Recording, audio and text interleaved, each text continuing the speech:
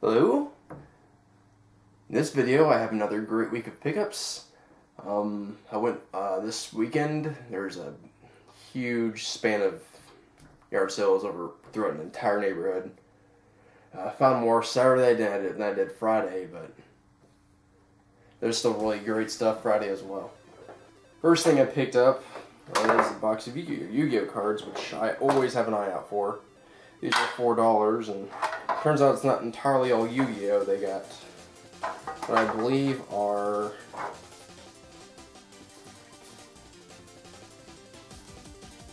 Warlord Saga of the Storm cards. They also have some Magic the Gathering cards, and they also have Marvel superhero cards. Probably don't have much value, but I mainly went for Yu-Gi-Oh cards. There's enough rare stuff in there to justify for the $4, but I'm not getting much for profit. I'll try selling them. One yard sale had a bunch of CDs. A lot of them really caught my eye. They're only $1 a piece, but I picked up 4 Trans-Siberian Orchestra albums. Beethoven's Last Night, Christmas Attic, Christmas Eve and Other Stories. And probably my most favorite album by them is Lost Christmas Eve, complete with manual and everything. My family already owns all these albums, but I figured I'd pick up my own copies for when I ever move out, because they're just beautiful, beautiful music. And also, they had a Pink Floyd Pulse album, which I bought one of these like in the past before, not knowing how valuable it is, but if I ever do run into these damn things, I'm definitely going to pick them up because they sell upwards of $15 to $20. It's a really, really neat album they put out. It's like, it comes with a kind of a book that holds the CDs in it, a bunch of artwork. And they got like a blinking light right here in the back of the case, which is really, really space agey for that kind of time. So I would, of course, pick that up. Picked up a blue ecig for $20. This was, I was told it was practically brand new, never used, but I have my doubts because of how many of the cartomizers have been opened. It did come with 2 cartomizer packs, which are half depleted, manual, all the chargers plus the USB one plus the pack itself.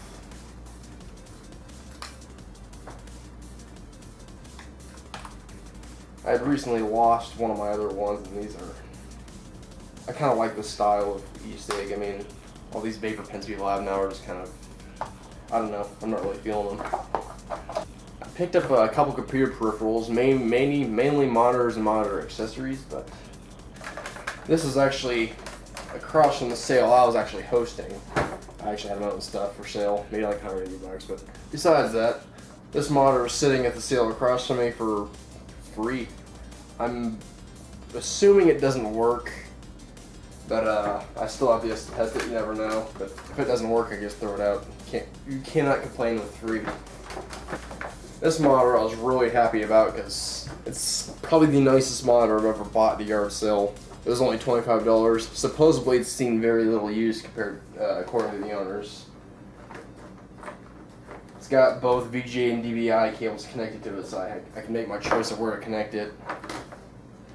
And, well, for $25 I had to grab it because this is gorgeous. Widescreen, very wide. But yeah, I'm probably hook this up shortly after this video. Really happy about it. Also, for 50 cents, I ran into this monitor stand. I'm not sure how they connect to it or what, but I bought it in the assumption I might have room to actually raise one of these monitors above my other 2 monitors, so I could have like 3, but I don't have nearly the clearance on my desk to use it, so I'll probably just go back on my own yard sale one of these days, unless I get a bigger desk. Well, 50 cents couldn't really argue that price. Picked up an instrument actually. Ran into a Esteban acoustic guitar for, it was priced at $12, but I talked them down to 10 because of how bad condition it's in. It's missing 2 of the pegs, missing a lot of all the binding on the side, and the neck is like way out of line. I think I could probably adjust it to bring the action down a little bit more. For only $10, I think it's worth the effort to fix up. Since I really have never owned an acoustic guitar since I basically started playing guitar like 6 years ago. So I'm really glad to finally find one that I can actually afford because, you know, I'm cheap. I don't want to pay shit for guitars. Now for the good findings, which I got early Saturday morning. It's all video game related items, and pretty much one of the first ones I went to. I was so happy to find some of these things. First one I went to, I found a PSP for $15, which is like the one handheld I really care the most about because I love Sony. In really nice shape. It didn't come with any games, chargers, accessories, just the PSP. But I do have a charger that will probably work with this. So for $15, I was happy to find it. I was gonna start hunting down games to play. Had found a copy of Mario Party 8 for like $2. These are really fun. I figured I'd just get it because it's Mario Party. Mario. Also at the same sale, they had a couple of Nintendo 64 games, which I was so excited over. But yeah, for 50 cents, they had NASCAR 99, Dr. Mario 64 for $1. And also for $1, they had Tony Hawk's Pro Skater still in the box. Really happy to find them. Picked up a couple of game systems as well. As in a couple, I mean a couple of the same one. First one I grabbed was a original Xbox, which is in this really nice case, which I have one of already, but I love them to death. Oh dear, it is upside down. But yes, Xbox, $5.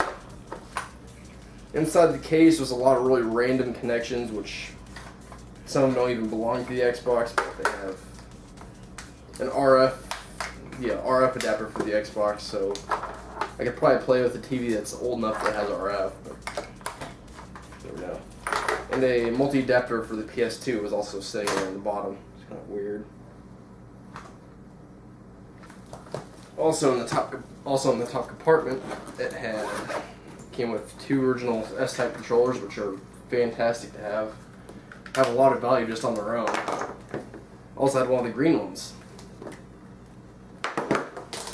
And a really pleasant surprise that was inside this was a copy of Kirby's Amazing Mirror for the GBA. Definitely probably play that. And what I meant by two of the same one, that means I picked up yet another original Xbox. This one I had paid $20 for, which was definitely justified because it was vastly more complete. This one had 4 controllers with it, one being one of the larger original types. It had a pair of generic Mad Catz or off-brand type controllers. This one's actually really well made. I like it. I believe it's a Gamester controller.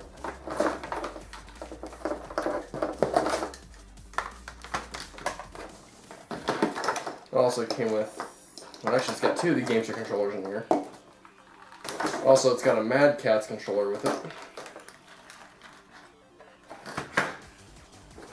And one original S-Type controller. It also came with the remote control for the Xbox, which is a neat control to have. This Xbox actually came with 13 games as well. I sold like 6 of them at my own yard sale because I didn't really want them all sold, so it was well. The ones I kept were Splinter Cell Door Tomorrow, Sega GT 2002, Ghost Recon,